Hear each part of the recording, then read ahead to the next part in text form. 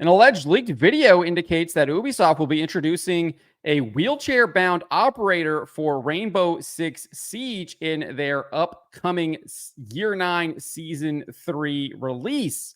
Before we get to this, I'd like to ask you, please hit that subscribe button, hit that bell for notifications so you don't miss any of our future videos here at the Trent Report. Roll this up over at thatparkplace.com and you can see an image of what this wheelchair bound operator will look like. The video indicates that this operator controls a robot through the laptops you can see protruding from the wheelchair. So let's get into this here. Jonathan Grant uploaded a video to YouTube that alleges that a woman in a wheelchair, at least it looks like a woman to me, could be a man, who powers up a robot will be an upcoming operator in Ubisoft's Rainbow Six Siege for its Year 9 Season 3 update titled Operation Twin Shells. Let's take a look at this alleged video here.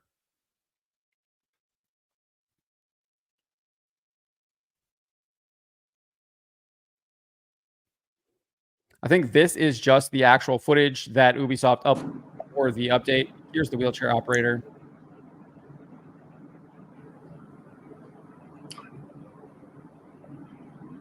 And there is the robot that the wheelchair operator allegedly controls and will, I assume, actually be using in the game. So that is the alleged leaked video.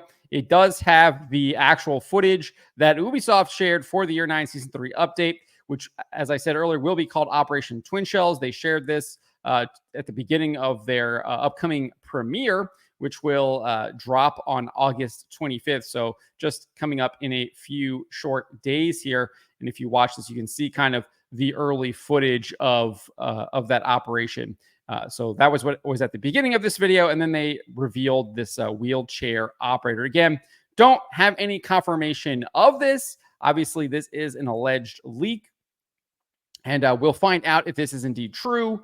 I guess on August 25th, when they provide more details on Operation Twin Shells in this upcoming YouTube premiere video. But if indeed they do have a wheelchair-bound operator, I don't think this is going to take anyone by surprise. Ubisoft is one of the most woke video game outlets out there. Instead of maybe giving the character like a mech suit and running around in a mech suit, or I don't know, any kind of other sci-fi things you could think of, we're just going to keep them on the sidelines, and they're going to be running around with a robot. But as I said, Ubisoft, one of the most wokest companies out there. The company's vice president and global diversity and inclusion, vice president of global diversity and inclusion, Rashi Sika, has said this: for Ubisoft, putting diversity and inclusion at the heart of everything we do means providing an environment where employees can thrive, building open-minded communities where players can connect, and creating games that reflect the diversity of the world we live in.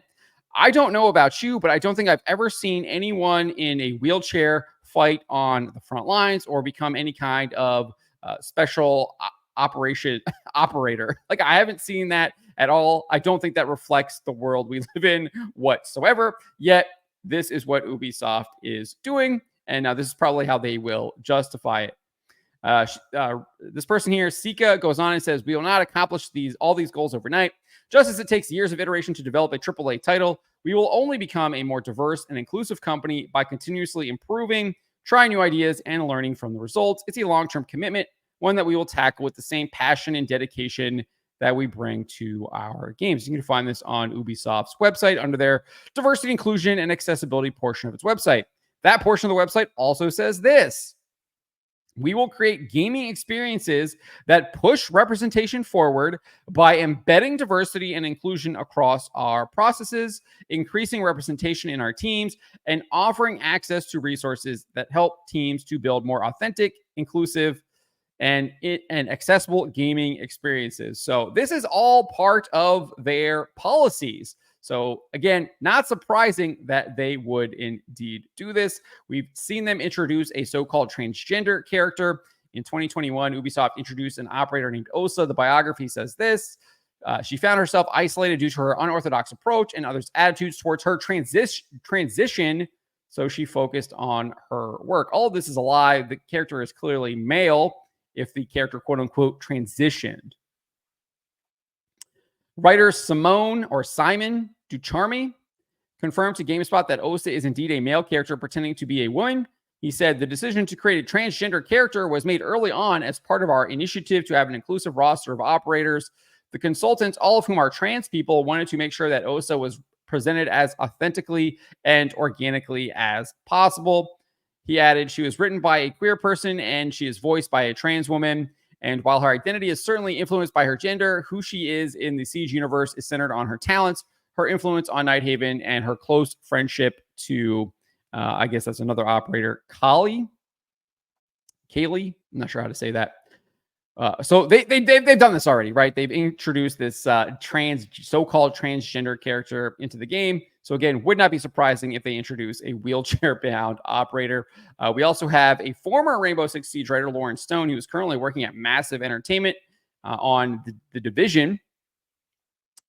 Lauren Stone informed one X-user back in 2022 who was requesting LGBTQ plus operator cards for Rainbow Six Siege that another one of the operators, Pulse, lives a disordered lifestyle and is bisexual. Stone wrote this: Pulse is bi, has been since launch. Don't know why people don't know this. He is biracial and bisexual, and he flirts with you and he heals you. How do I know? I wrote him. He was the first character I wrote in the game. Yes, the CD, ND, and EP approved. Pulse being bi is canon. In another post, she said that he is biracial was in his original bio. I couldn't put that he was openly bisexual in 2015, so I used coded language to introduce a bi character and then backed it up with his scripts. So they've been doing this for years now with Rainbow Six Siege. This is probably the best part of this article is this stuff is already being mocked. Comedian Ricky Berwick absolutely destroyed it here. Let's just play this clip because this is just so funny. I was laughing at this. Let's play this right here. I think we might have to go to another tab here in 1 sec. Oh, it's working. Get wrecked, noob. Oh, oh, oh, oh.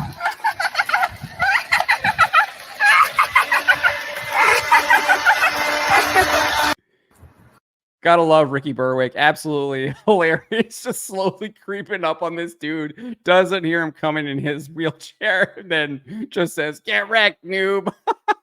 Man, it's great. It's better than the actual game. And then Rock Solid also has a video here mocking it. This person, they've got a person in a wheelchair. There's clearly some kind of mod just running through a map here.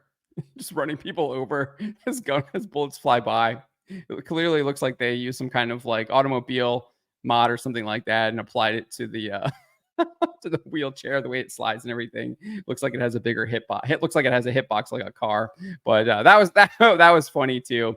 So that is what it looks like we're going to be getting in Rainbow Six Siege, an operator on a wheelchair. All because you got to be inclusive and representative because there's so many wheelchair-bound secret operators out there in the real world.